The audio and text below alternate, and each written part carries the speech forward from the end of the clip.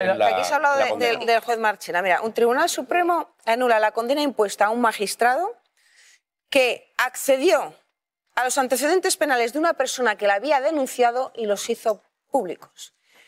Y el Tribunal Supremo le absuelve de unos cuantos añitos, entre otras cosas, y quien le absuelve es el juez Marchena, porque dice que no hay revelación de secretos, sino un supuesto de cesión de datos obtenidos por el funcionario.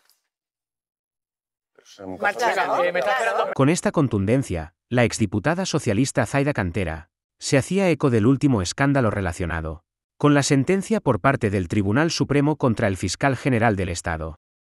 Publicada por la cadena SER, la exdiputada se refería a la noticia de cuando el Supremo rechazó de plano, sin siquiera abrir una investigación inicial, de una querella por revelación de secretos en una situación prácticamente calcada a la del novio de Ayuso, que motivó la apertura de un procedimiento penal por parte del Tribunal Superior de Justicia de Madrid. La Sala de lo Penal del Supremo, en un auto del que fue ponente Antonio del Moral y que también fue firmado por el juez Manuel Marchena, desestimó en 2014 una querella interpuesta por un militar contra el entonces ministro de Defensa Pedro Morenés, quien había publicado una nota de prensa en la que revelaba datos personales del afectado para desacreditarle. El Supremo concluyó que los datos ya habían sido revelados por el denunciante, por lo que ningún secreto se desveló con la nota de prensa, añadiendo que una nota de prensa que consignaba datos objetivos que ya circulaban por los medios de comunicación no comporta la violación de ningún deber de reserva. El auto del Supremo concluyó para desestimar la querella que el secreto de las actuaciones penales y la libertad de información, y el derecho de la sociedad a estar bien informada, son perfectamente compatibles. Estamos toda la noche vendiendo que vamos a tratar de entender por qué condenan al fiscal y vamos a trazar contigo las líneas que tenemos, que son escasas porque solo sabemos que está condenado, claro, pero no tenemos sentencia. ¿Por qué suponemos que le condenan? Porque no tenemos los argumentos. Venga, vamos jurídicos. con ello, porque de entrada habría dos vías posibles. Una, la que pensábamos todos, que era revelación de secretos. Del correo electrónico de la defensa de González Amador, en la que reconocía esos dos delitos fiscales. Pero se le ha condenado finalmente por un delito que se llama... Es la revelación de datos reservados. Eso es lo que dice el fallo que ha notificado el Tribunal Supremo. Por tanto, en el primero de los casos, porque la pregunta sería esa, ¿es por filtrar los correos o por la nota de prensa? En el primero de los casos, por filtrar los correos, estamos en que no hay pruebas. No hemos visto ninguna prueba concluyente de que fue él el filtrador de esos correos. No hay ninguna pistola humeante, como se suele decir, ninguna prueba directa, no hay ninguna comunicación en la que el fiscal filtrara esos correos electrónicos. Hay varios indicios que han sostenido las acusaciones para intentar demostrar que fue él el filtrador, en contra, pues, los testimonios de algunos periodistas que dijeron que no se lo había filtrado el fiscal general del Estado. Y algo que pone de manifiesto que no hay pruebas es que a ese correo tuvo acceso muchísima gente y esto quedó muy claro en la sala. En el juicio. Vamos a escuchar a los miembros de la U. ¿Intentaron ustedes averiguar si más personas antes de don Diego Villafañe, especialmente el 7 de marzo, habían recibido exactamente esa misma documentación? ¿Otras personas como cuáles? Todo lo que se ha filtrado estaba en poder de la Fiscalía General del Estado y de 600 personas más. Vale. Bueno, nosotros no hacemos investigaciones prospectivas y exactamente. Váyatela. Exactamente. A ver, entonces, podría más o menos intuirse que no es por filtrar los correos porque no hay nada concluyente y sólido en esa línea. Pero vamos a lo que todo el mundo apunta que podría ser el motivo por el que le han condenado. Esa nota de prensa, una nota de prensa que publica el día 14 de marzo, por la mañana, para aclarar esa información falsa que había distribuido Miguel Ángel Rodríguez. Y hemos destacado dentro de esa nota de prensa que dicta el fiscal, lo ha reconocido él, esta textualidad. ¿Por qué, Alfonso? Bueno, porque es un extracto de ese correo electrónico, con lo cual sería un dato reservado al que habría accedido el fiscal general del Estado en razón de su cargo. Ese correo electrónico en el que el abogado de González Amador, Carlos Neira, reconocía que ciertamente se habían cometido dos delitos contra la Hacienda Pública por el impuesto de sociedades 2020-2021. Es decir, este sería el dato reservado que se difundió en esa nota de prensa. Dato reservado que además él incluye la nota de prensa, entre comillas, como extraído literalmente del correo. Por tanto, podría interpretarse que ahí está el delito o el presunto delito. Ahí podría estar también, y también podría ser un indicio de que el fiscal general del Estado es el autor de la filtración, puesto que se demostraría que tenía intención de divulgarlo al incluirlo en la nota de prensa. Ojo, porque esto es muy importante. Este texto que están viendo ustedes, este texto que estamos viendo, Alfonso, es la admisión por parte del Tribunal Supremo hace aproximadamente un año de esta causa. De la causa que venía del Tribunal Superior de Justicia de Madrid. Y la jueza... Allí es donde se presentó la denuncia. Lee, Susana Polo, que es una de las que forman parte del tribunal, lee todo lo que hay y dice, a ver, aquí, lo de los correos ya veremos, pero lo de la nota de prensa, aparentemente, en esa nota no hay información indebidamente revelada. Es decir, de alguna manera... quita de la ecuación, no del todo, porque aparentemente no del todo, es abierto, porque no es categórico, efectivamente. Quita de la ecuación la nota de prensa y deja solo la filtración del correo. ¿Qué pasa? Que luego durante la instrucción el juez instructor Ángel Hurtado sí vuelve a incluir la nota de prensa basándose en el aparentemente, en el auto de procesamiento y en el auto de juicio oral. Y de hecho las acusaciones también acusan por la nota de prensa, con lo cual podría ser que esa condena se deba también por la nota de prensa. Y esto es lo que podría haber despistado al personal, que es, oye, me sientan por revelación de secretos por los correos y al final me condenan por otra cosa que por es revelación de datos reservados. Nota de la que yo esperaba que no me mareara. Saldremos de dudas cuando tengamos la sentencia entera y la podamos leer. ¿Qué dijo de la nota y de la importancia de la nota en el juzgado el fiscal general del Estado? Esto. Es cierto que habían salido ya dos correos, que había dos correos en la opinión pública, dos entrecomillados de correos de los fiscales, y quedaba un poco coja la nota si hacíamos caso omiso a lo que ya era de conocimiento y relevancia pública. Había que incorporar en ese relato la cronología de los correos que teníamos a nuestra disposición, y eso es lo que hicimos. Claro, 1:15, hora menos en Canarias. Estamos más o menos de acuerdo en que no hay nada muy sólido con lo de los correos y además ya no está condenado por revelación de secretos, aparece otro nuevo delito que es por el que le condenan y quizá vaya en esa línea, maestre, el de la nota de prensa que hace un año el Supremo nos dijo que aparentemente no revestía pinta de delito. Bueno, yo como... Esto es así, ¿no? Alfonso, corrígeme si me la equivoco. nota de prensa lo importante es que el fiscal general del Estado la asume en primera persona y él reconoce que se la dicta a su jefa de prensa. Por eso con todo lo cual, apunta. Ahí habría poco margen de duda. Sumando todas las piezas del puzzle, hasta que tengamos la sentencia y ya nos enseñen el puzzle montado, que por ahí podrían ir los tiros.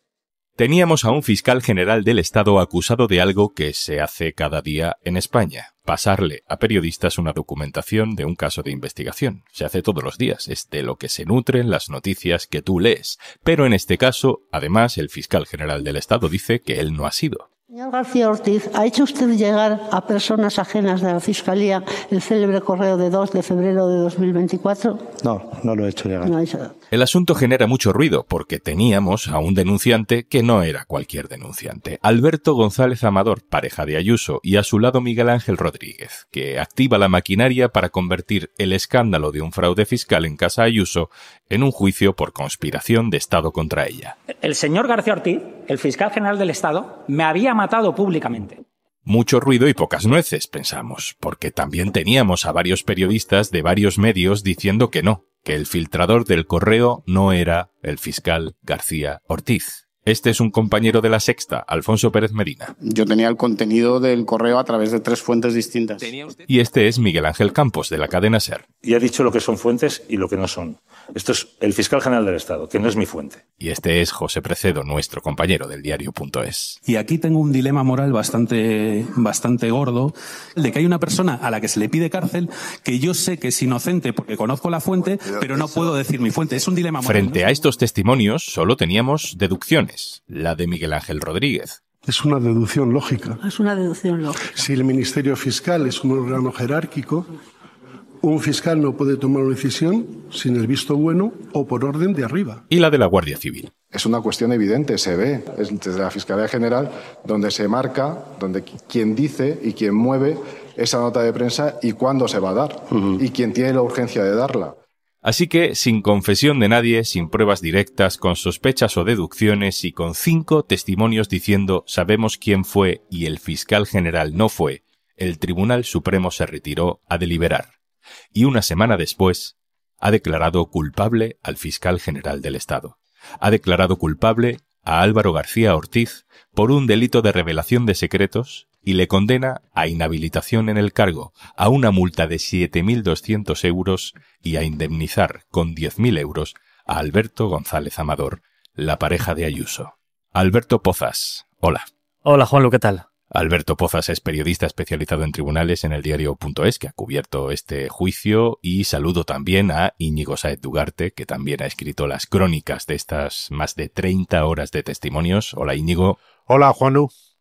Ahora entramos en materia con los dos, pero os pido una primera sensación. No tenemos la sentencia completa, eso hay que aclararlo. Pasarán unos días, solo sabemos por ahora lo que han decidido los jueces y han decidido condenar al fiscal general del Estado. Primeras sensaciones, Íñigo. La primera sensación es un poco de sorpresa por la celeridad con la que se ha comunicado el veredicto, aunque el texto de la sentencia tardará días o semanas en aparecer porque todavía no está redactada. En lo más básico, la sorpresa por la condena, no a pena de prisión, pero sí de inhabilitación para Álvaro García Ortiz es grande, porque, como escribimos en su momento, no había ninguna prueba directa que señalara al fiscal general del Estado en la filtración de esos documentos, de esos correos electrónicos entre el abogado de González Amador y el fiscal que inicialmente se ocupó del caso. Alberto, a todos los periodistas nos hacen los amigos y conocidos las mismas preguntas en estas últimas horas. Si se ha dicho por activa y por pasiva, en muchos medios además, que no hay pruebas claras que demuestren que la filtración venía del fiscal general del Estado, ¿cómo puede haber una condena? Claro, es un poco la pregunta del millón. A ver, es legal en el sentido de que se puede condenar a una persona sin prueba directa, pero con prueba indiciaria, pero lo que dices es muy relevante y cuando tengamos la sentencia le vamos a dedicar mucha atención, ¿no? Porque en este juicio ha habido periodistas que han dicho que directamente que no fue Álvaro García Ortiz y nosotros como periódico, obviamente, sabemos quién fue y sabemos que no fue Álvaro García Ortiz. Esto no lo digo yo, esto lo dijeron en el juicio y esto lo ha dicho nuestro director en multitud de columnas e intervenciones públicas. Entonces, esa sentencia va a tener que explicar muchas cosas, ¿no? Porque ha habido gente que directamente le ha exculpado, ¿no? Y entonces pues tendrán que decir si le dan o no le dan credibilidad y por qué. ¿Se puede condenar a alguien sin prueba directa, como estamos hablando, pero con prueba indirecta? Sí, siempre y cuando sea contundente, sea plural, siempre y cuando cierre la puerta a otras posibilidades exculpatorias. Entonces lo que hay que entender es que el Supremo, por ejemplo, lo que se hablaba, ¿no? De que ese correo estuvo a disposición de más personas en la Fiscalía antes de pasar al fiscal general, que los periodistas conocían su contenido, pues o bien el Supremo no le ha dado credibilidad a nada de eso o ha entendido que aún así sí que tiene pruebas suficientes para condenar al fiscal general. Esa sentencia, que la conoceremos dentro de unos días, va a ser muy relevante, va a tener que argumentar muy bien esto de lo que estamos hablando. Íñigo, es una sentencia, y quizá más cuando la leamos, muy controvertida. La condena solo es posible si el tribunal cree que se ha podido apreciar en la vista un cúmulo concreto de indicios que conducen todos a la misma conclusión. Y los jueces tienen que saber que la redacción de esa sentencia es un asunto muy delicado, porque está explicado por la jurisprudencia del Tribunal Supremo, esos indicios se tienen que entrelazar de forma que solo conduzcan a una conclusión, que es la de la culpabilidad, y que no admitan ninguna explicación alternativa en cada punto que se pueda interpretar en beneficio del acusado. La redacción de esa sentencia es un asunto muy delicado en el que tendrán que hilar muy fino y que puede incrementar el descrédito de la propia sentencia y de la Sala Segunda del Tribunal Supremo si eso no está bien explicado y si eso no está bien armado. De hecho, hay 2 de los 7 magistrados, en este caso son 2 magistradas, que han mostrado su desacuerdo con el fallo, que no están de acuerdo con condenar a García Ortiz.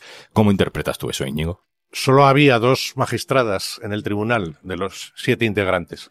2 magistradas que siempre han sido identificadas como progresistas. Una de ellas era la ponente de la sentencia, la que en principio tenía que escribirla, a menos que hubiera una mayoría en sentido contrario en el tribunal, y eso es lo que ha ocurrido, ¿no? Y al final han sido Ferrer y Polo los 2 únicos miembros del tribunal que consideraban que había que absolver a García Ortiz. Y los demás miembros, que son conservadores en distintos grados, se han agrupado en la decisión de la condena. Yo no sé hasta qué punto eso refuerza o descalifica la sentencia, pero claro, estamos hablando de un organismo absolutamente esencial en el sistema de justicia de España, la Sala Segunda de lo Penal del Tribunal Supremo, y la idea, como pasa en Estados Unidos, de que existe una mayoría conservadora que va a votar férreamente en un sentido y una minoría progresista, pues obviamente esa idea se va a extender en los próximos tiempos después de esta sentencia. Ya hemos visto reacciones muy contundentes, no solo desde el gobierno, el propio Pedro Sánchez, también Gabriel Rufián, también desde el PNV, desde los socios parlamentarios del gobierno, desde medios de comunicación, pero noto cierto vértigo, como que no es solo postureo de trincheras políticas, ¿no? No son las opiniones previsibles y poco más, sino que hay un cierto shock de verdad. Es cierto que después de esta sentencia, mucha gente puede pensar que el territorio jurídico que forma el Tribunal Supremo se va a unir a la ofensiva política de la derecha con la intención de regresar al poder, ¿no? En una aplicación de, bueno, ya la tantas veces citada frase de Aznar, el que pueda hacer que haga. Y esa era una idea que estaba en torno al juicio, ¿no? Durante la celebración de la vista, ¿no? La pregunta de ¿se atreverán los jueces conservadores, que tienen la mayoría en la sala de lo penal, a tomar una decisión que pueda ser discutida y que pueda ser puesta en el contexto de las famosas palabras de Aznar? Bueno, aparentemente la respuesta a eso es sí, se han atrevido. Eso quiere decir que en otros muchos casos de procesos judiciales contra otras personas del ámbito del gobierno o del ámbito de la izquierda se llegará al mismo destino. Bueno, eso ya es más difícil de responder. Ahora bien, es cierto que si alguien me dice, bueno, realmente, por ejemplo, con el caso de Begoña Gómez, no parece que haya ninguna forma de meterle mano jurídicamente y de acusarle de delitos por cosas que no son delito, ¿no? ¿No crees que antes hubieras dicho lo mismo hace menos de un año, hace meses, sobre el juicio del fiscal general? Y la respuesta es sí, pues en su momento me parecía que las posibilidades de que García Ortiz fuera condenado eran tan pequeñas como las de que Begoña Gómez en su momento sea condenada. Así que ahí cada uno puede llegar a la conclusión que quiera en esos momentos. Hablábamos antes de la división de opiniones dentro del Supremo. ¿Cómo ha sido ese proceso por dentro? ¿Cómo se delibera una decisión así, Alberto? Bueno, pues lo suyo es que la ponente, que en este caso era Susana Polo, que estaba ahí sentada a la derecha del todo del tribunal, estuvo tomando notas, muy atenta a todos los testimonios, y lo que suele pasar es que ella, al final del juicio, aporta un borrador de sentencia y le dice a sus compañeros, yo lo que propongo es esto. En este caso, no proponía una condena. Desde luego no sabemos exactamente lo que proponía, pero no era una condena. Y es en ese momento, en esas deliberaciones, cuando hay votaciones, hay discusiones y los magistrados deciden si esa ponencia, si esa propuesta de sentencia sale adelante y se aprueba con algún voto particular, o si esa propuesta de no condenar está en minoría. Y por tanto, si está en minoría, se cambia la ponencia. Eso es lo que ha sucedido en este caso. Susana Polo, apoyada por Ana Ferrer, que son dos magistrados progresistas, apoyaban una sentencia que no condenaba al fiscal general, y los otros 5 magistrados del tribunal han dicho no, pues los demás sí queremos condenar, nos quedamos con la ponencia, y lo que han hecho hoy ha sido anunciar esto, anunciar el fallo, anunciar, mira, hemos decidido condenarle a 2 años de inhabilitación, a una multa, a pagar una indemnización, y en los próximos días conoceremos los argumentos, pero ha pasado así, ha pasado muy rápido, y esto puede llamar la atención, pero a veces sucede. Quizá la persona clave en este juicio haya sido este hombre, el teniente coronel de la Guardia Civil, Antonio Balas. Vamos a ver, esto se centra en aquellas personas sobre las que hay indicios o sospechas de un propósito, de una oportunidad, de una disponibilidad, que había un elenco de personas que se fueron decantando hasta una concreta. Durante todo el proceso lo que se ve es un dominio a todos los niveles del fiscal general del Estado. Alberto, ¿tú crees que quizá el mayor peso de la decisión del Supremo se vaya a argumentar con las tesis de la UCO, de la Guardia Civil? Sí, yo no tengo ninguna duda porque al final, en general, no solamente en este caso, la unidad de élite de la Guardia Civil, la Policía Judicial en general, la unidad que sea, siempre tiene un peso muy importante como prueba en los juicios y después como prueba en las sentencias, porque es la policía judicial, es la que designa a los jueces, y en este caso no es diferente. Antonio Balas, el teniente coronel que compareció en el juicio, fue sin duda el testimonio más valioso, con mucha diferencia para las acusaciones, porque su firma está en los informes clave del caso, porque él intervino y analizó los teléfonos y los mensajes que se requisaron en la causa, y él fue el que apuntó directamente con el dedo al fiscal general en el juicio. ¿Sus pruebas son suficientes? Pues en ese momento, por ejemplo, la Abogacía del Estado y la Fiscalía General consideraban que no, porque por mucho que dijera, que había sido el fiscal general, ellos siempre han considerado que eso había muchas otras posibilidades, que no solamente Álvaro García Ortiz podía filtrarlo. Pero yo creo que efectivamente ha sido clave. Se vio claramente en el juicio, no hacía falta tampoco ser un genio del derecho para saberlo. Tanto el informe como la declaración de los agentes de la Unidad Central Operativa de la Guardia Civil ha jugado un papel clave, como suele hacerlo, por otra parte, en muchos casos de corrupción o casos así relevantes. La cuestión es que la propia investigación de la UCO, los registros que hicieron del móvil, del despacho, del correo electrónico, se ha dicho que fueron desproporcionados. De hecho, ha habido debate sobre si no se podría llegar a anular este juicio por los registros, a todo el historial del correo, del móvil del fiscal y no solo a los meses afectados por la investigación, que es una cosa muy delicada tratándose de un fiscal general del Estado. Y además, la Guardia Civil obvió que otras personas dentro de la Fiscalía recibieron el correo de la filtración antes que el fiscal general. Eso también se ha ignorado, Alberto. Eso es completamente así porque fue la queja principal de la Fiscalía y de la Abogacía del Estado a lo largo del juicio de la Unidad Central Operativa. Por un lado, es verdad que hizo lo que le pidió Ángel Hurtado, lo que le pidió el juez instructor, pero por otro lado también se dejaron fuera de esos informes clave muchas cosas que quizá en ese primer momento de la investigación hubiera condicionado un poquito sus conclusiones, ¿no? Porque en esos informes, quizá porque tampoco lo pidió Hurtado, no aparece ninguna alusión a que el correo en cuestión de González Amador llevaba en poder de la Fiscalía y accesible a más de 10 personas un mes y pico antes de que se filtrara, por poner un ejemplo. Son muchos y el juicio fue muy largo y se habló de muchos de estos, ¿no? Pero efectivamente la declaración de los agentes de la UCO, sus informes y demás, habían obviado, orillado o no habían entrado sencillamente en esas posibilidades, también porque en todo momento Ángel Hurtado solamente trabajó con una posibilidad en la cabeza, ¿no? Que es que hubiera sido el fiscal general. Parece que estamos hablando de un juicio a una persona, pero claro, en este juicio han estado confrontándose durante semanas, durante meses, la Fiscalía General del Estado, el Gobierno, el Tribunal Supremo, la Presidencia de la Comunidad de Madrid, la Guardia Civil, los medios de comunicación. ¿Se puede generar una crisis institucional después de una sentencia que no acabe de ser legitimada por todas las partes, Íñigo? No creo que haya una crisis institucional. Habrá gente que estará pensando que el Gobierno debería ir a la guerra contra el Tribunal Supremo. Pero bueno, ¿cómo se hace eso? No hay ningún canal legal o político que lo permita. El Tribunal Supremo es el que es y su composición no va a cambiar en los próximos meses, ¿no? Entonces, por muchas críticas que provoque la sentencia en ámbito gubernamental, no sé exactamente qué es lo que pueden hacer, ¿no? Pues el Gobierno, como parece que se ha dicho, va a poner en marcha el proceso de sustitución del fiscal general, aunque pudiera recurrir al Tribunal Constitucional, pero en este caso no impediría que se aplicara la sentencia. Pero la realidad es que el Gobierno tiene que asumir la realidad y nombrar cuanto antes a otro fiscal general, ¿no? Ahora bien, esto nos devuelve al plano original de la historia. Y es que todo este follón político y jurídico, más político que jurídico, comenzó cuando Miguel Ángel Rodríguez puso en circulación un bulo o una manipulación de una serie de comunicaciones entre abogado y fiscal con la intención de salvar políticamente a su jefa, la presidenta de Madrid, Isabel Díaz Ayuso, y de mejorar la situación legal en la que se encontraba el novio, González Amador, ¿no? Esto ya es una victoria política para Díaz Ayuso y su consigliere, si se puede utilizar esa expresión, Rodríguez, y es algo que no se puede negar, ¿no? Y la victoria sería completa si la conspiración que montaron Ayuso y Rodríguez culmina con la nulidad de las actuaciones judiciales contra Amador por esos delitos fiscales que en su momento fueron certificados por la agencia tributaria. Bueno, esas posibilidades existen y aumentan y veremos qué respuesta le dan en el sistema judicial.